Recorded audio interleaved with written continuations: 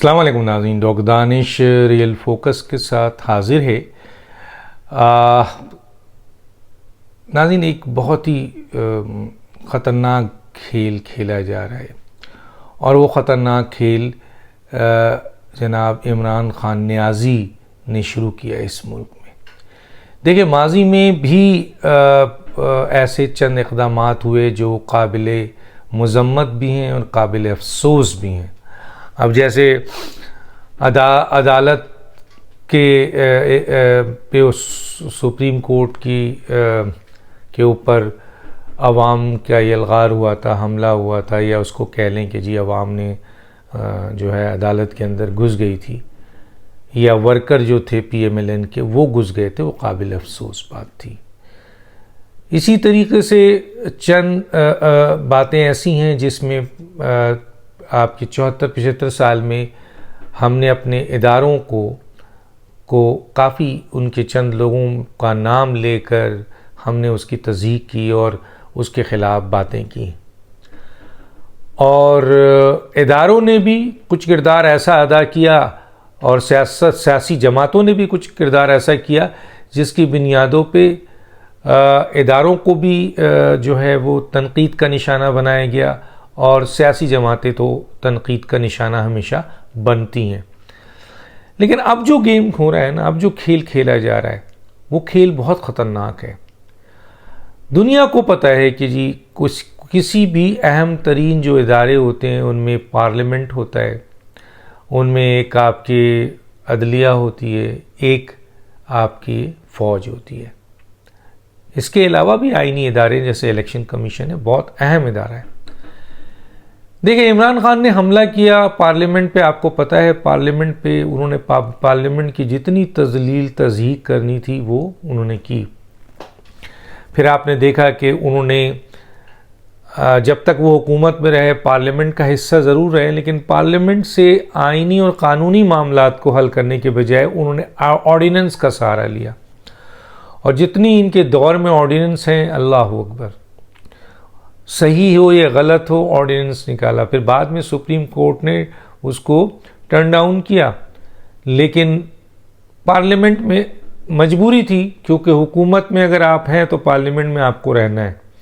वरना याद है 2013-14 में इन्होंने पार्लियामेंट पे हमला किया था और कहा था कि पार्लियामेंट को जला दो। इन्हीं के साथी थे, कहा था कि ये जगह जो है वो गद्दारों की जगह है, ये जगह जो है गलीज़ों की जगह है, ये जगह जो है वो नापाक लोगों की जगह, पता नहीं क्या कुछ बोला था उन्होंने।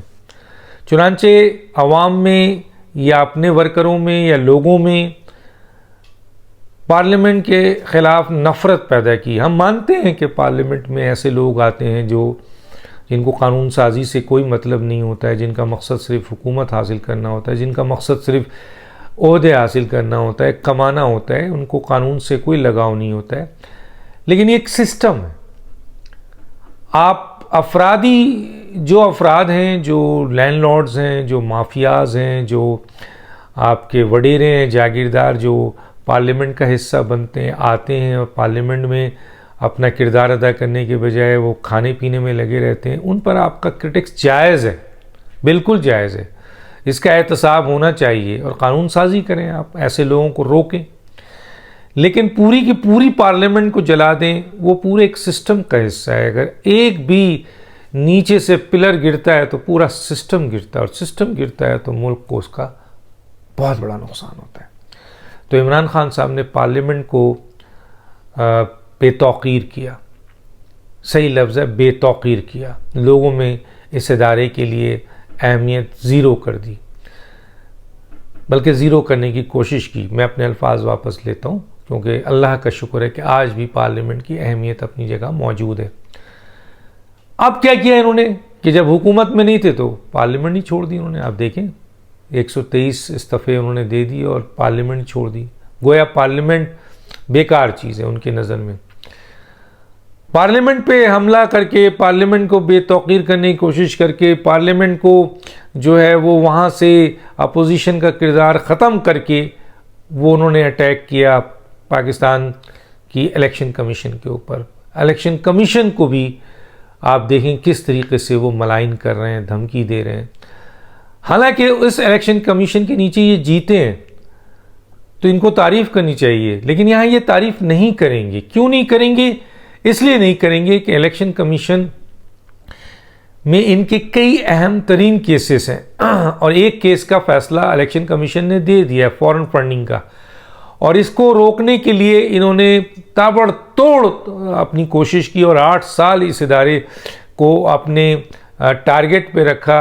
और उस ज़माने में जनरल कह रहा हूँ जावेद इकबाल साहब जो नैब के चेयरमैन थे, उनके ज़रिए इलेक्शन कमीशन के तमाम अफराद को हरासा करते रहे, FIA के ज़रिए हरासा करते रहे और फिर एक अहम इदारे के चंद लोगों के ज़रिए हरासा करते रहे।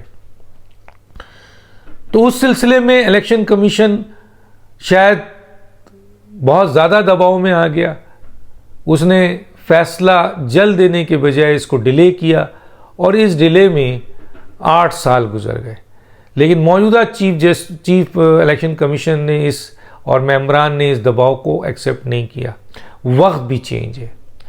वक्त यह है कि ना वो इदारे के अहम लोग इफ़ेक्टिव हैं इतने, ना नैब का चेयरमैन अपना रोल अदा कर रहा है, ना FIA अदा कर रही है। तो इमरान खान साहब अब अकेले पड़ गए हैं। तो इमरान खान साहब अब इस इदारे की तज़ीक और तजलील बराह रास्त कर रहे हैं और लोगों से करा रहे हैं, अपने लोगों से करा रहे हैं पूरी दुनिया में। और यहाँ जहाँ अभी 10 लोग खड़े हो गए, किसी दुनिया में किसी जगह 20 लोग खड़े हो गए और उन्होंने पाकिस्तान के इन अहम तरीन इदारों को गालियाँ देना शुरू कर दी, धमकियाँ देना शुरू। वो धमकी जो चंद दिन पहले फवाद चौधरी ने दी थी, 1 या 2 दिन पहले इस्लामाबाद हाई कोर्ट को, कि तुम्हारे अंदर हिम्मत है तो तुम इमरान खान के ख़िलाफ़ फ़ैसला दे के देखो, तुम अपने घर से नहीं निकल सकते। वही रिएक्शन फिर हमने UK में देखा। 10, 12, 25 यूथियास खड़े होकर एक ऐसी जगह पे अपने अहम तरीन इदारे, अपने अहम तरीन जजेस को जो है वो खुल्ला धमकी दे रहे हैं। तो अब आवाम के ज़रिए इमरान खान साहब खुद भी कर रहे हैं, अपने ये टोला जो है। आप देखें PTI के बहुत सारे मेंबरान इस मामले में नहीं है, PMLQ के बहुत सारे मेंबरान इस मामले में नहीं है जो इनके इत्तेहादी हैं। लेकिन मां सवाए फवाद चौधरी, आपके ये असद उमर, या ये आपके शेख रशीद, या ये इनके मुराद सईद, या चंद अली गंडापुर और ये कमल शजोब और इस किस्म की ख़वातीन, अच्छी ख़वातीन PTI की नहीं करती। ये सब जिस किस्म के लोग हैं, इनको क्या कहा जाए। तो अब आवाम में नफ़रत, आवाम का वो हिस्सा जो यूथियाज हैं, उनको इस्तेमाल किया जा रहा है। इमरान खान को पूरा पता है और इनके लोगों को भी कि इनके पास इतनी ताकत नहीं अफरादी कि एक सूबेदार से लड़ सकें, एक SHO से लड़ सकें सही मायनों में। लेकिन वरगला रहे हैं और इसमें कोई शक नहीं है इमरान खान के पास ऐसे लोग मौजूद हैं जो फितना पैदा कर सकते हैं, हालात ख़राब कर सकते हैं। और ख़ास तौर पे वो लोग KPK से लाए गए, जैसे पहले भी लाए गए थे। लेकिन उन्हें पता है कि इसका भी बंदोबस्त हुकूमत और रियासत के पास है। हुकूमत और रियासत से टकराना इतना बड़ा काम नहीं। तभी इमरान खान ये वाला खेल अभी तक नहीं खेल पा रहे हैं। क्योंकि उनको पता है कि अगर इन्होंने यूथियाज को निकालने की कोशिश की तो ये जो 40-50 हज़ार यूथियाज इनके जलसे में आ जाते हैं, जुलूस में आ जाते हैं, उनमें से 5% यूथियाज भी नहीं निकलेंगे रियासत और हुकूमत से और आइन और क़ानून से टकराने के लिए। तो उनको पता है। तो वो एक और गेम खेल रहे हैं कि वो लोगों में नफ़रत पैदा कर रहे हैं इदारों के ख़िलाफ़, इलेक्शन कमीशन हो उसके ख़िलाफ़, फ़ौज के ख़िलाफ़ कितनी नफ़रत पैदा करने की कोशिश की। लेकिन आज भी मैं कहता हूँ कि इमरान खान साहब मुकाबला करने आर्मी चीफ़ से या फ़ौज से कि कौन मकबूल है।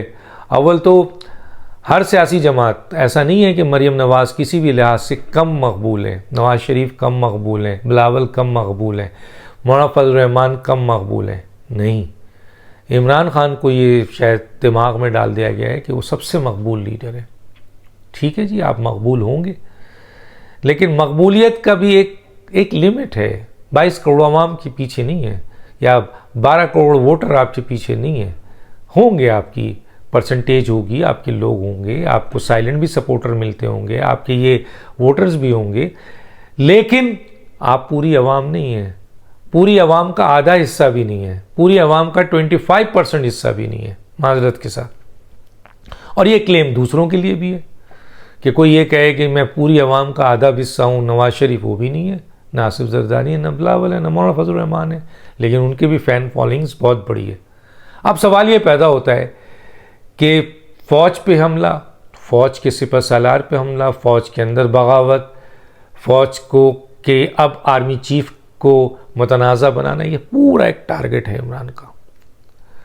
लोगों में डाल रहे हैं ये सब चीज़, नफ़रत डाल रहे हैं, इनके लोग डाल रहे हैं, धमकियां दे रहे हैं। अब मुल्क के बाहर 20-25 यूथियाज खड़े होकर एहतजाज करते हैं और वहाँ पूरी दुनिया में सामने ज़ाहिर मीडिया होती है, वहाँ पर अपनी इदारों को तज़यीक़, अदारों को धमकियाँ, अदारों को डायरेक्ट कि जी हिम्मत नहीं करना, कानून और आइन की कोई अहमियत नहीं है। तो ये एक पूरा गेम खेला गया है और खेला जा रहा है, लेकिन जाहिर है इसका भी तदारुक होगा, बहुत जल्द तदारुक होगा।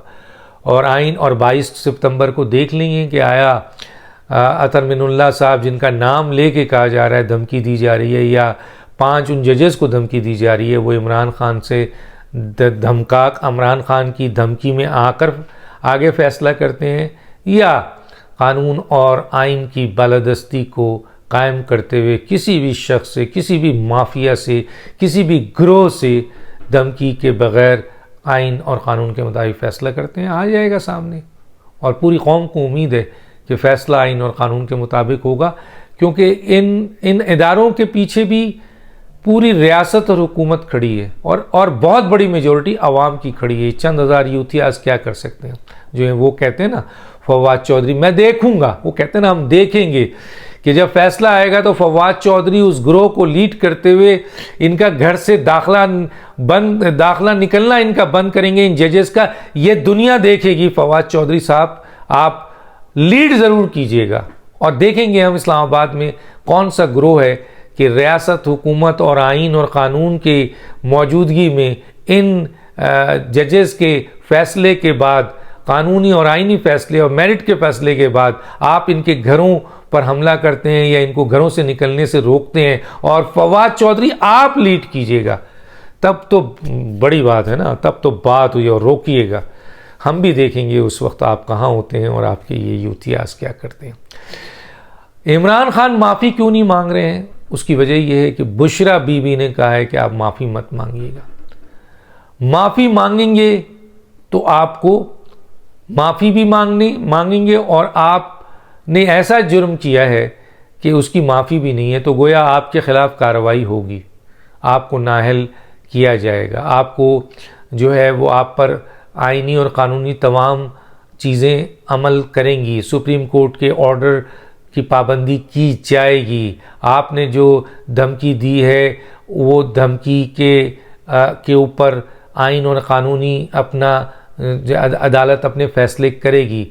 तो इमरान खान को जो और तो लीडर कुछ बहुत सारे कह रहे हैं, जो इनके जैसे और साथी हैं इनके, कि सर आप माफ़ी मांग लें, सर आप माफ़ी मांग लें, वरना अदालत का डायरेक्शन नज़र आ रहा है कि आपको नाअहल कर दिया जाएगा।